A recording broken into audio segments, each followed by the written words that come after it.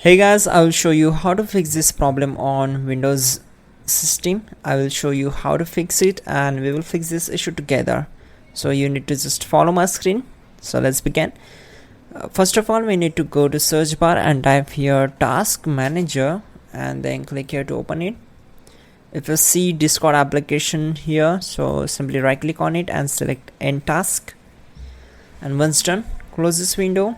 Then go to the application, right click on it and select properties, then go to compatibility tab and check this option and click on apply and then OK.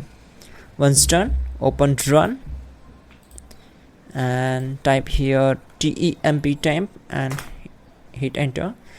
Then we need to delete all these files and folders, so select all, right click on it and select delete. And once done, again open run. This time type in %temp% and click on OK. Okay, my bad, we need to type %temp% and hit enter.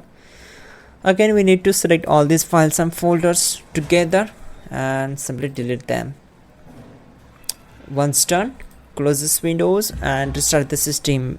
You can also check out our pin command. It will help you a lot to fix this issue quickly and effectively.